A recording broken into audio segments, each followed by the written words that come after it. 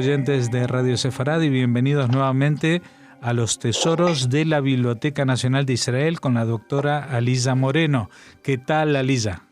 Hola, Jorge, ¿cómo están ustedes? Muy bien, pendientes de lo que nos vayas a contar, porque cada uno de tus programas es un descubrimiento, incluso para la gente de Madrid. O sea que de repente en la Biblioteca Nacional de Israel nos enteramos de documentos que atañen a gente de las comunidades judías aquí en esta ciudad, ¿no?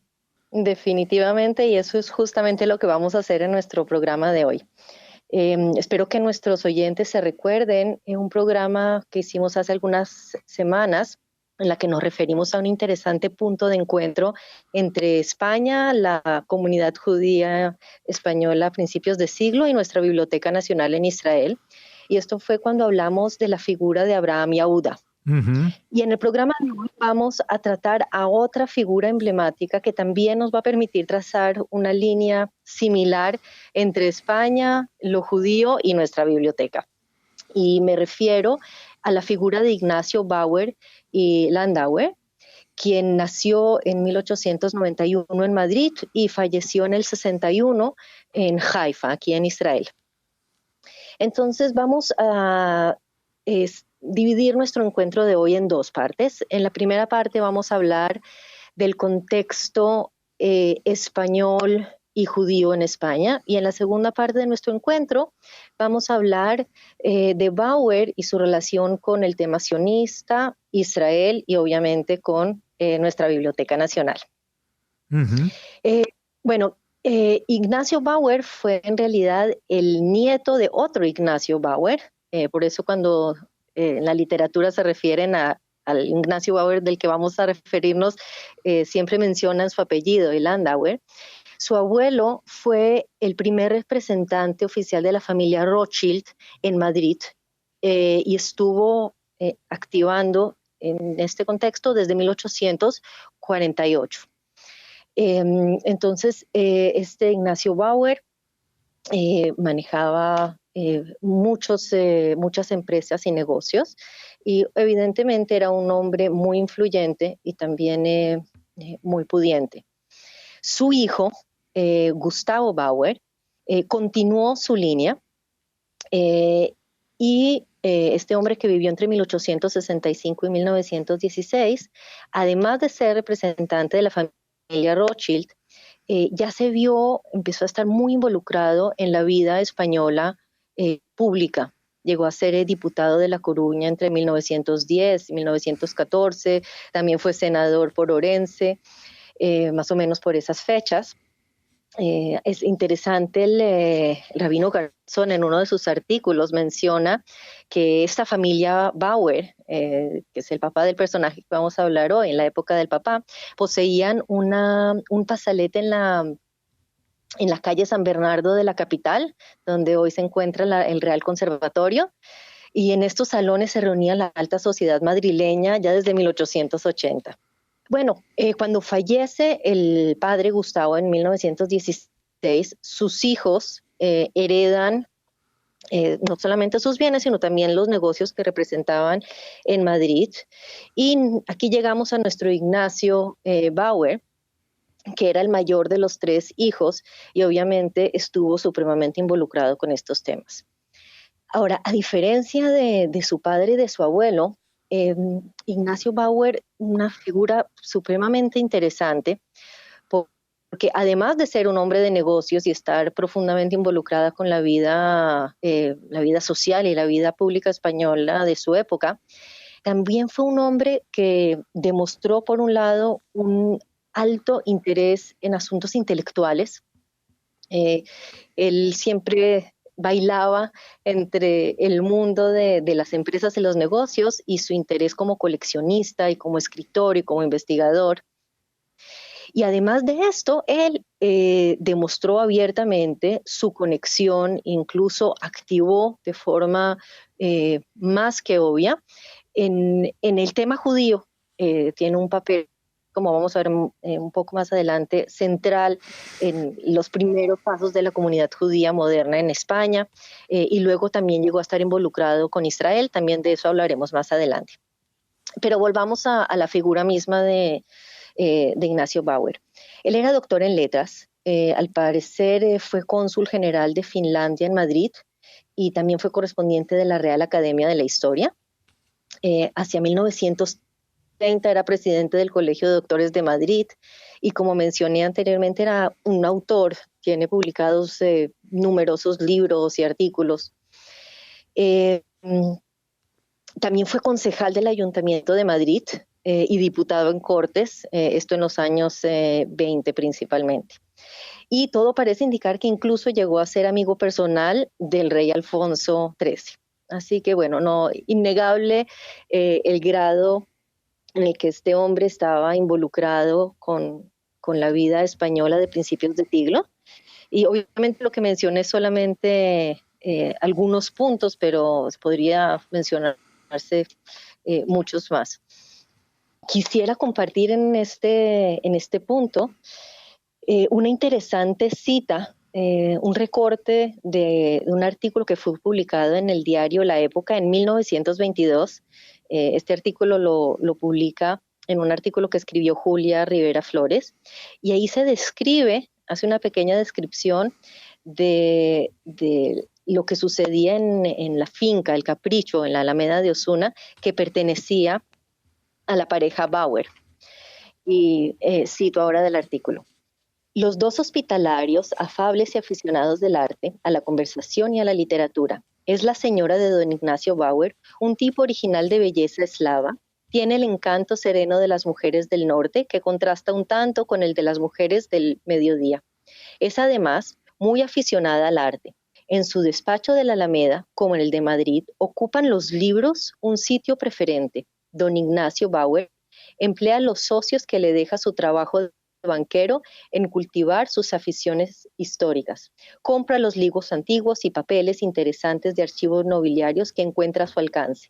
Y además publica por su cuenta los que puede ofrecer interés para la cultura nacional. En este artículo no hay ningún rastro de su actividad o su interés por el tema judío, su pertenencia. Está perfectamente contextualizado solamente en el campo de la vida pública y social, con un claro énfasis en su interés intelectual. Uh-huh. Y de hecho, los textos que él escribió, muchos, o quizás diría la grandísima mayoría, no tratan específicamente sobre temas judíos, aunque también trata algunos temas judíos. Uh-huh.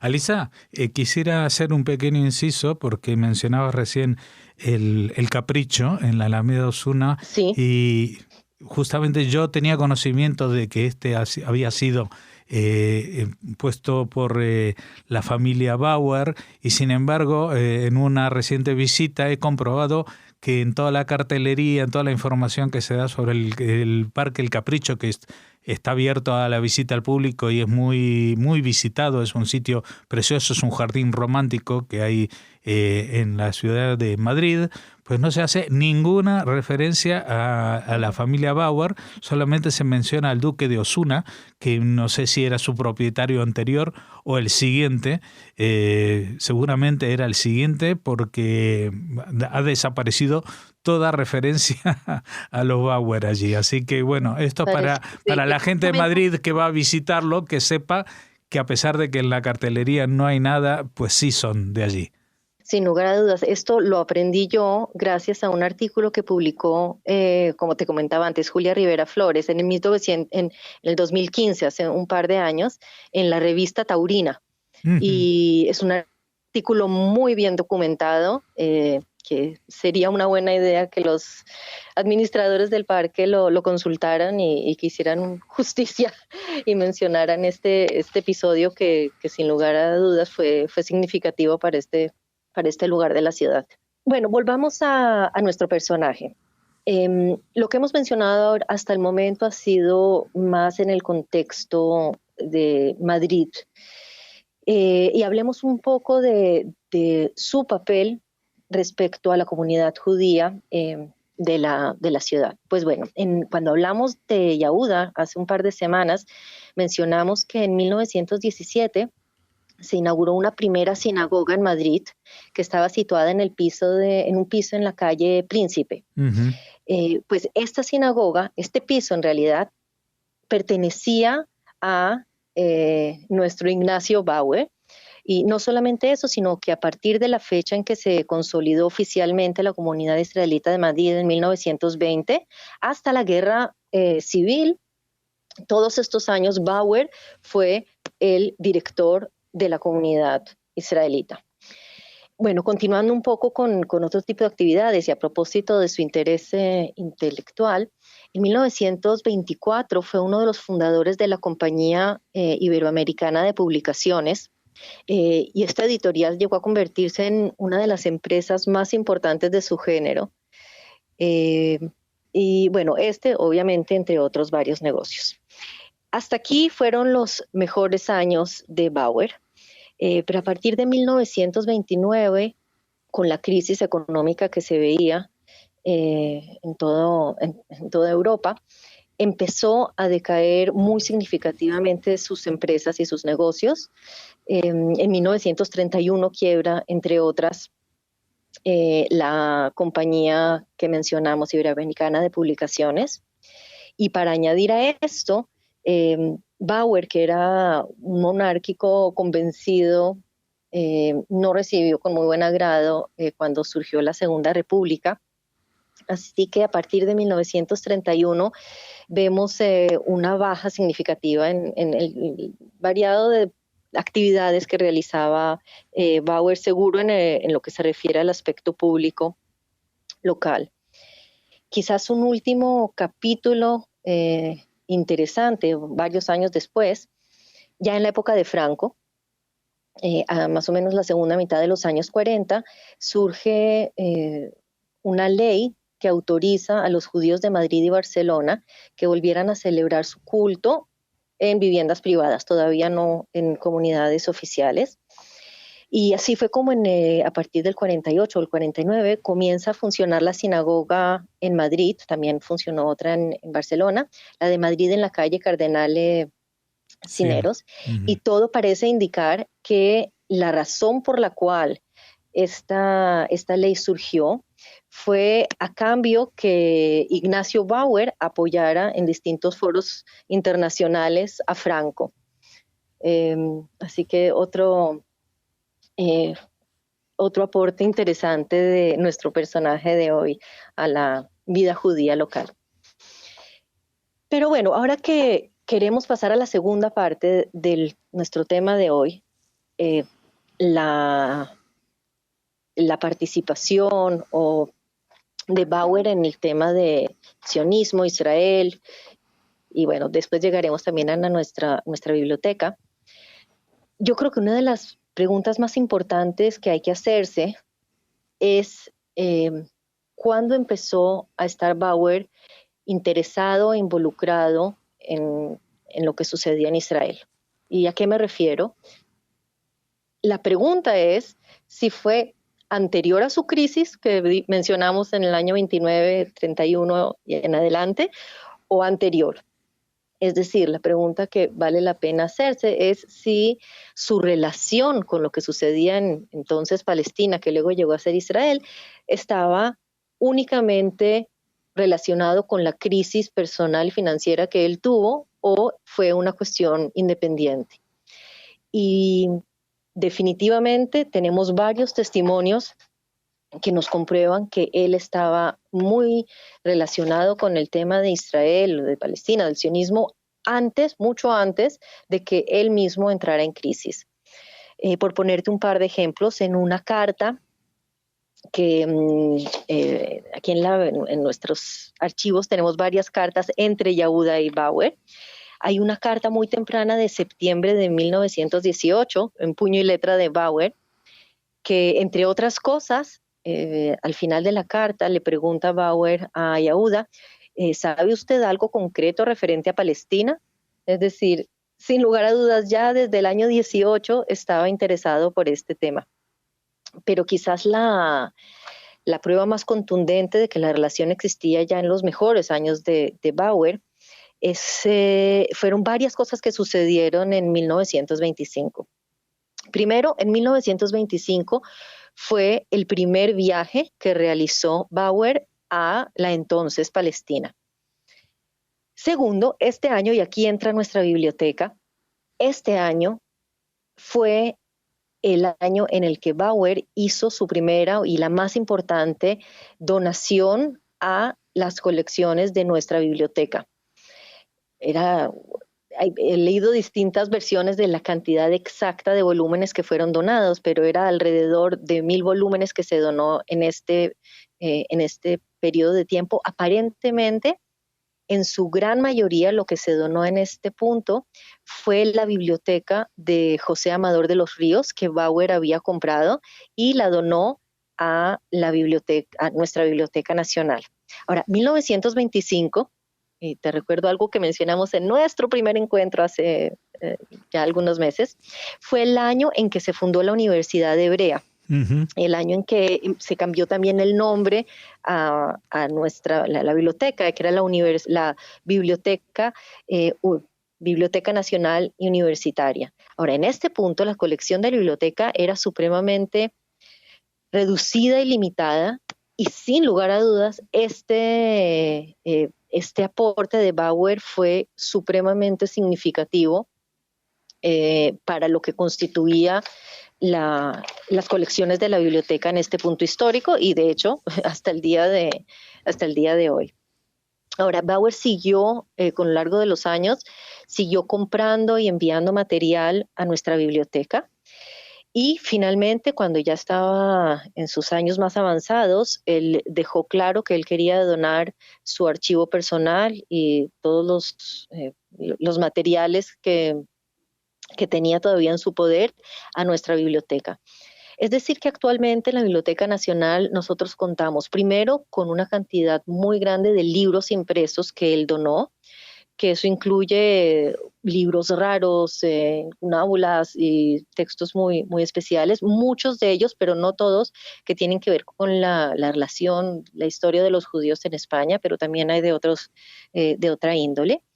También contamos con manuscritos en nuestro departamento de manuscritos, y obviamente, como dije hace un momento, tenemos todo el archivo de Bauer en nuestra colección. Ahora, cuando él, después de que falleció Bauer en el 61, en una de sus visitas estaba en Haifa y falleció, y el archivo fue finalmente traído a nuestra biblioteca. Entonces el director de entonces le pidió a su esposa, Olga, que le enviara algunos datos biográficos de Ignacio para incluir en el catálogo, en nuestro catálogo, y aparentemente eso fue lo que motivó a su esposa Olga de escribir una pequeña biografía. Aquí en el archivo tenemos el original de esta pequeña biografía escrita en francés.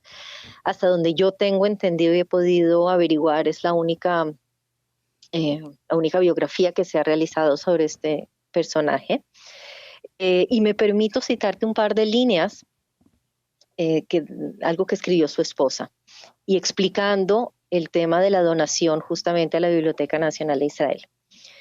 Había decidido dejar su colección en la Biblioteca Nacional y Universitaria de Jerusalén, y durante toda su vida nunca dejó de comprar libros para enriquecerla, incluso en momentos en que no realizó ningún gasto personal. Aparentemente se refería a la época de la crisis después del año 31. Y luego también su esposa, citando a Ignacio, escribe: al entregar mis libros a la Biblioteca de Jerusalén, mi idea básica era aportar, gracias al alcance de mis medios, para el entendimiento entre España e Israel. Uh-huh. Y bueno, para comprender un poco el significado de esta colección, que a propósito se ha dicho, hasta el día de hoy gran parte de los materiales aún no ha sido aprovechado. Hace poco oía al profesor Dov Stuchinsky presentar una investigación sobre uno de los manuscritos de esta colección de Bauer. Para comprender la importancia de esta colección, vale la pena también prestar atención a lo que en su momento escribió el director de la biblioteca sobre esta colección. Y dice así: la colección Ignacio Bauer es una de las colecciones más raras con las que cuenta la Biblioteca Nacional y Universitaria. Su riqueza se debe a su carácter universal y al precio de cada pieza. La colección incluye las publicaciones más importantes sobre la historia de los judíos de España, Francia y Portugal, y demuestra el exquisito gusto y conocimiento del coleccionista. La mayor parte de su colección está formada por libros entre los siglos XV y XVIII, casi todas las copias en buen estado físico y en encuadernaciones originales. Y bueno, la verdad es que es una colección muy impactante, especialmente para los de habla hispana. Para mí ha sido un placer ver la cantidad de documentos antiguos en español que, como tú mencionabas al principio, son un tesoro no solamente para la historia judía o sefaradí, incluso para la historia española, hablando en términos generales. Uh-huh. Ya para terminar, quisiera solo contarte algo que me pareció lo más de curioso cuando estaba mirando en las diferentes materiales que se encuentran en su colección. Entre las muy diversas e interesantes materiales, tenemos aquí un manuscrito escrito en puño y letra de Mussolini. Oh. Y aparece incluso la factura que pagó Bauer en el 25, un documento que fue comprado en Basilea. Y está aquí en su archivo, en el archivo personal de Bauer tenemos un discurso escrito en puño y letra de Mussolini. Esto obviamente entre muchos otros tesoros realmente que fueron donados por Bauer a nuestra biblioteca. Realmente un tesoro, y no es una metáfora, es allí pueden encontrarse perlas como estas que has citado y todo lo que seguramente un investigador que trabaje a fondo podrá descubrir. Estas son las cosas que uno puede encontrarse en un sitio como la Biblioteca Nacional de Israel, que, como comentamos ya en ocasiones, por ser el asunto no solamente Israel, sino el pueblo judío, pues en realidad es una biblioteca universal, ¿no? De alguna manera cubre la historia de muchos países en muchas épocas. Te agradecemos, Alisa Moreno, este aproximamiento a nosotros mismos a través de estos manuscritos y libros y colecciones que están atesorados en la Biblioteca Nacional de Israel. Hasta la próxima. Como siempre, para mí un placer. Hasta la próxima.